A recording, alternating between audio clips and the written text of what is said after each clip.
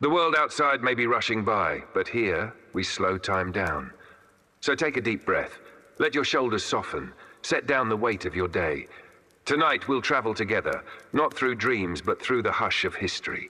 Let us walk among vanished empires and forgotten faces, through roads once thundered by legions, into a past still echoing with footsteps and firelight.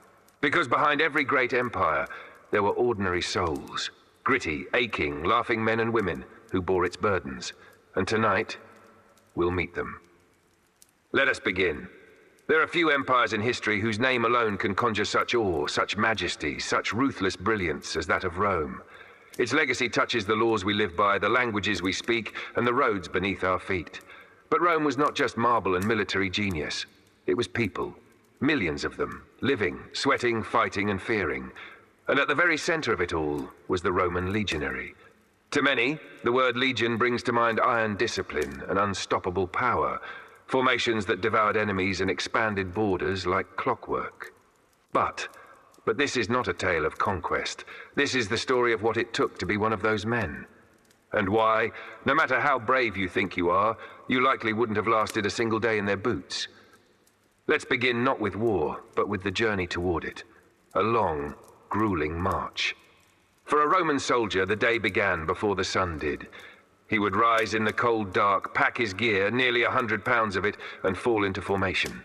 There was no complaining, no coffee to wake him, no breakfast unless his unit had been lucky enough to stop near a grain cart. Then the marching began. Not for an hour or two, but 20 miles. On foot, wearing heavy armor, dragging weapons, tools, stakes for camp fortifications, and even parts of the camp kitchen. The nickname for the legionary was Muli Mariani, Marius's mules. And it was no joke.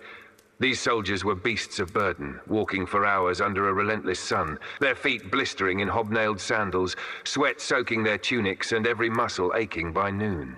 If they were lucky, the road was flat and dry. If not, it meant mud, stones, rivers, and hills. No matter. The pace never slowed, but that was only half the day. Once the marching ended, assuming there wasn't a battle, the men still weren't done. They now had to build a fortress, every night, from scratch. The Roman military camp was a marvel of design, square in layout, with perfectly straight streets, watchtowers, a ditch around the perimeter, and a palisade wall. All of it, dug, measured, assembled by tired hands at dusk. This was not just for safety. It was a ritual of discipline. Every legionary was not just a fighter, but a builder. He dug trenches, hammered stakes, and pitched tents with aching fingers. There was no sleeping in, no rest unless earned. And if a man fell behind, if he limped, stumbled, or dropped his pack, he could be beaten, humiliated, or worse, punished by decimation. The punishment that made even hardened veterans shiver. Decimation. The word itself means to destroy one in every 10, but in Rome it was more than mathematics. It was terror codified. If a unit was found guilty of cowardice or mutiny, the men were divided into groups of 10. From each group, one would be chosen by lot at random and beaten to death by the other 9. Not enemies, not executioners, their own brothers in arms. It was rare, yes, but the very possibility of such a fate hung over every soldier like a storm cloud. And this wasn't for treason or betrayal. Sometimes a mere moment of hesitation in battle could be enough. So imagine, if you will, standing in line, exhausted, sunburned, shaking from hunger, and watching the dice roll to decide your fate. This was the Roman idea of order. Not compassion, but control. Not comfort, but discipline. And still, they endured. When night finally fell and the camp was built, a soldier's rest was never guaranteed. There were rotating watches, long hours staring into darkness, listening for the crunch of enemy boots or the rustle of thieves. There were inspections, sudden drills, or alerts that the camp must be struck and moved, even in the dead of night. Food, when it came, was no feast. Hard bread, sour wine, a handful of grain to be ground into porridge if time allowed. Meat was a luxury, vegetables rarer still. The body survived, but only just, and yet even these hardships were routine, normal. What broke men wasn't always the weight or the marching, but the waiting. For when battle did come, it came like thunder. There is a common image of Roman warfare, legionaries standing in neat rows, shields raised, javelins flying in perfect arcs. It looks clean, methodical, almost elegant. But war is never elegant. When the signal sounded, every man surged forward into a crush of bodies, heat and panic. The enemy howled, horses screamed, metal clashed against wood. You couldn't hear orders. You couldn't see your feet. Sometimes you couldn't even swing your sword, only stab blindly over a shield, hoping not to hit your own. And the fear, oh, the fear. Because for all their training, Roman soldiers bled like any other. They were not invincible. They saw friends fall, guts spilled, faces torn open. They heard the dying gurgle of comrades. They smelled the blood and bile baking under the sun. And if they survived the battle, they still had to bury the dead. Roman camps always made time for order, even in grief. They would dig graves, often shallow, line them with the fallen and whisper the last rites. Some men wept, others stared blankly, beyond exhaustion, their minds already slipping into silence. Shell shock had no name back then, but it lived in their eyes. And if a soldier bore wounds, if he lost a limb, an eye, or simply the will to fight, he might be discharged, but not honored. To retire with dignity in Rome, you needed your time served in full. You needed medals, land deeds, scars that told stories. Otherwise, you were just another mouth to feed, another body cast out. Rome admired strength, but rarely did it mourn the broken. Still, despite the horrors, the exhaustion, and the iron grip of discipline, there was something else that held the legion together. Something deeper than fear. Something more enduring than orders. It was pride. To be a Roman soldier was to wear the empire's weight upon your shoulders. You were a cog in the greatest machine the world had ever seen. Your every footstep extended the reach of civilization. Your every hardship became part of a mythos that would echo through centuries. But such pride came at a cost, and not just in blood. A legionary's life was not truly his own. From the moment he took the oath, the sacramentum, he was no longer a man, but a tool. His body belonged to Rome. His death, if it came, would be expected, unceremonious and largely forgotten. He could not marry during his service. He could not own land or start a family. He would sleep among other men, eat with them, march with them, fight beside them, and often die among them. This tight, masculine fraternity was both a source of strength and loneliness. There were bonds, yes, deep ones. Some legionaries formed friendships closer than brothers. They watched each other's backs, shared secrets over the fire, carved crude symbols into wooden shields as private jokes. But there were also long stretches of silence, missions that lasted months, campaigns that dragged on for years. Men were sent to distant provinces, to the edge of the known world, to fight wars they barely understood, against enemies whose languages they couldn't speak, under commanders whose ambitions cared little for their survival. In places like Dacia, Parthia, Germania, the cold was sharper than any blade. And in the burning sands of Numidia or Syria, the sun itself seemed to wage war on the skin. Disease was as deadly as the sword. Dysentery could wipe out entire camps in days. A scratch could become an infection. A cough could become a plague. And still, they marched. They marched when their boots fell apart. They marched with broken toes and dislocated shoulders.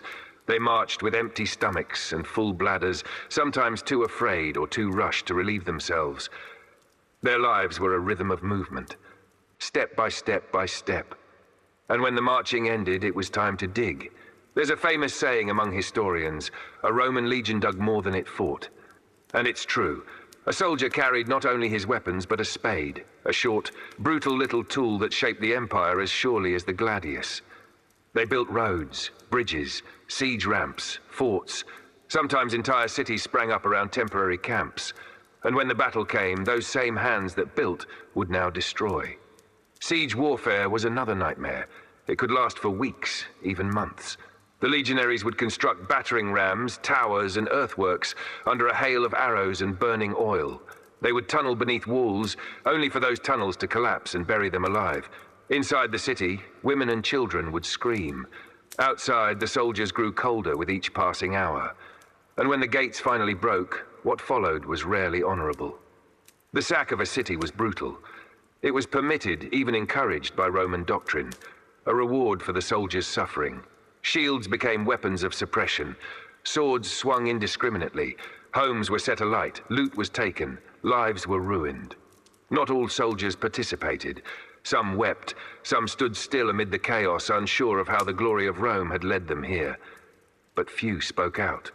because speaking out meant punishment, and silence meant survival. After the smoke cleared, there was always another city, another march, another cold campfire, and so it went. When a soldier finally reached the end of his service, 25 years if he survived that long, he was not the same man who took the oath. His back was bent. His hands were calloused beyond recognition. His hearing dulled by war drums and shouted orders. His memories stitched with pain, silence, and distant fires. And yet the reward for this lifelong devotion was uncertain. Yes, some received land, a small farm in a far-off province meant to Romanize the frontier. Some were given a modest pension, enough to survive though not to thrive. Others were simply forgotten. Discharged in towns where no one knew their name, where the glories of Rome were distant echoes and their scars earned no respect. In truth, the most lasting reward many received was their citizenship. For non-Romans, service in the Legion was a pathway into the fabric of the empire. A man from Gaul, Hispania, or Thrace might earn the right to call himself a Roman, to pass that on to his children. But was it worth the years lost? The friends buried in shallow graves? The aching legs, the haunted dreams, the sleepless nights beneath strange stars? Some said yes. Many never said anything at all. Rome did not ask for feelings. Rome demanded endurance, and the Roman soldier was the embodiment of that endurance. Not heroic in the Hollywood sense, but patient, brutal, efficient, and quietly suffering. They were the hands that built aqueducts, the feet that carved roads through mountains, the shields that held back the dark. They were not philosophers. Not senators, not emperors. But without them, Rome would have been nothing. Still, in the quiet moments, between battles, before dawn, beside the dying embers of a campfire, even the strongest among them must have wondered, who will remember me? Will the empire I've bled for speak my name, or will I vanish like dust between paving stones? Because in the end, history often forgets the marchers. It remembers the generals, the emperors, the grand speeches and marble statues. But the legionary, the man beneath the helmet, he remains anonymous. And maybe that's the cruelest part of all. Not the blood, not the miles, not the wounds, but the silence that follows. Far from the Senate steps and triumphal arches, the common legionary slept beneath the open sky. He was not clad in gold nor wrapped in purple robes, but in sweat-soaked linen and a coarse wool blanket, stiff with dust. The scent of oil, rust, and wet leather clung to him like a second skin. He had no crown, no statue, no scroll with his name. Only calluses for every year served, and scars no poet would sing of. He did not speak Latin like the scholars. His tongue was thick with an accent from the provinces, from the edges of the map where wolves howled at night and winters swallowed the land whole. To the patricians of Rome, he was barely civilized. But it was he, and men like him, who ensured the empire's heartbeat continued. Not in the forum, but in the mud. He built fortresses from trees with his bare hands, moved siege engines through rain, and crossed rivers on makeshift bridges that could collapse beneath his feet. He sharpened blades before dawn and buried friends before nightfall. He fought for causes he did not choose, beside men he could not always understand, against enemies he did not hate, only faced. And when battle ended and silence returned, he stared at the sky and saw nothing divine in it. Only vastness, only indifference. Only the same stars that watched a million other forgotten men. There were no historians beside him, no scribes to etch his bravery into record, no family to embrace him after the charge. Only the sound of his own breath and the dull ache of another day survived. Rome would celebrate victories in the streets, laurels, feasts, coins minted in the likeness of emperors. But out here, on the edge of the known world, the only reward was living long enough to see the next sunrise. And even that was never promised. At the heart of every campaign lay not glory, but exhaustion. Legionaries marched not just for miles, but across seasons, across languages, across entire ways of life. The sandals they wore, caligae, were studded with iron nails. Good for grip, yes, but they offered little comfort. Blisters festered into sores, sores into infections. And still they marched. The packs on their backs, the sarcina, held everything they owned: tools, pots, rations, a cloak, stakes for their tent. The average weight, around 90 pounds. Each step drove the metal of their armor deeper into their shoulders. Each day, the straps cut a little more. And yet, if they faltered, they were punished. You see, Roman discipline was not gentle. It was not even fair. It was absolute. If a soldier abandoned his post in battle, the penalty was death. If a group fled or mutinied, they might suffer decimation, a grim punishment where every 10th man was beaten to death by his comrades. It was not merely a deterrent. It was a message. Rome does not tolerate weakness. But what does that do to a man's mind? When the fear of your own commanders matches the terror of the enemy, where do you run? Nowhere. You endure. You eat your rations of dry wheat dipped in vinegar. You sleep in the dirt with your shield for a pillow. You sharpen your blade each morning, knowing it might soon be red with blood. And you pray, not for victory, but simply that you remain unseen by fate for one more day. This was not the Rome of statues and triumphs. This was the Rome of cracked lips, swollen feet, trembling hands. The Rome of survival. And the ones who lived longest? They weren't always the strongest, but the quietest, the most obedient. The men who learned to vanish into the machine. They were the bricks in Rome's mighty wall, uncelebrated, unmourned. But without them, the empire would have crumbled long before it ever rose. And when battle finally came, as it always did, it was not as the poets described. It did not arrive in glory. It arrived in the sound of horns, in the trembling earth beneath thousands of sandals, in the taste of bile rising in the throat. A legionary stood not as a lone warrior, but as part of a wall, a living, breathing engine of war. The Roman testudo, the tortoise formation, was not beautiful. It was suffocating. Dozens of men pressed shoulder to shoulder, shield to shield, forming an armored box that inched forward beneath a rain of arrows. You could hear the hiss of missiles above, and the wet thud when one struck a man near you. There was no room to move, no air to breathe. And when contact came, when enemy blades scraped against your shield, you could not run. You could only push forward, push harder, push until your legs ached, until the man beside you screamed, until you felt the hot spray of blood not your own. Victory was not clean. It was not noble.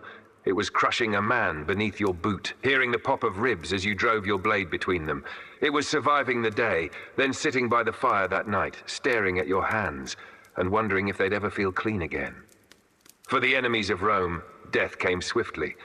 But for the soldiers of Rome, the suffering was slow, a long erosion of the self. They saw things no man should see, buried brothers in shallow graves, watched cities burn, and sometimes lit the torches themselves. And when the war ended, if it ended, there was no triumphant homecoming, no feast or parade, most simply disappeared. Some took to farming, their hands better suited now to blood than to soil. Others wandered, lost in taverns, hunted by memories. The empire rarely looked back, because Rome remembered its victories, but forgot its victors. And so the years passed. The borders of the empire shifted like sand in the wind, ever expanding, ever bleeding. But the legion marched on. New recruits took the places of the old. Young men, bright-eyed, full of dreams, unaware of the weight that would soon crush them. The cycle continued. They would train. They would sweat beneath the desert sun or the alpine snow. They would be taught to forget their pain, to obey the horn, the banner, the centurion's shout, to replace thought with discipline. And in time, they too would march into foreign lands, planting the eagle standard where none had seen it before, forcing Latin upon strange tongues, building roads over fields that once grew olives and grapes. They called it civilization, progress. But in truth, it was survival, an endless war machine fed by youth oiled with blood and driven by fear, because the legions were not invincible. Behind every conquest was the whisper of rebellion. A restless people, a cunning chieftain, a winter too harsh for the supply lines to hold, and everything could fall apart. And it often did. There were massacres, entire legions lost in dark forests where the sun never reached the ground. There were betrayals, allies who turned in the night, kings who smiled one day and ordered slaughter the next. The empire could not stop. To stop was to die. And so it marched, and marched, and marched. But what of the men? What of the foot soldier, now aged and bent, whose sword no longer glinted but rusted in a forgotten corner? He would return to the world he left behind only to find that the world had moved on. His name did not echo in marble halls. His scars were not praised in song. He was just another figure in a crowd, a ghost who once wore armor. And when he died, there would be no funeral pyre. No gold coin for Charon, just the quiet of dirt and the fading of footsteps. This was the truth of the Roman legion, not the grandeur, not the banners in the wind, but the silence that followed, the loneliness of sacrifice unnoticed, the price paid again and again by men whose faces history did not remember. And yet, for all the cruelty, for all the silence that swallowed their names, there was something enduring in the footsteps they left behind. The roads they built still curve through distant hills, weathered but not broken. The walls they raised still stand in quiet fields, moss-covered but proud. And the stories, fragmented, distorted, embellished, still echo in taverns, in classrooms, in the minds of those who wonder what it truly meant to serve the greatest empire the world had ever known. Because while history remembers emperors and victories, what built Rome were the men no one speaks of. The man who carried the water, who dug the trench, who stood in the rain without question. The man who fought not for glory, but because the alternative was death. He had no grand speeches, no crown of laurels, no statues bearing his likeness. And yet he was Rome. Every brick, every coin, every law, born on the backs of 1,000 forgotten hands. We often say we would have thrived in another era. That we were born in the wrong time. That we would have stood tall with the legions, sword in hand, eyes to the horizon. But maybe we wouldn't have lasted a day. Not because we lack courage, but because they bore a weight most of us will never know. Because endurance, not glory, was the true badge of honor in the Roman legion. So if you ever walk a road that cuts too straight to be natural, or see a ruin that still holds its shape after 2,000 years, pause.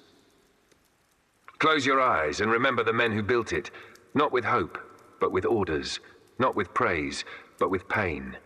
They were Rome, and without them there would be no story to tell.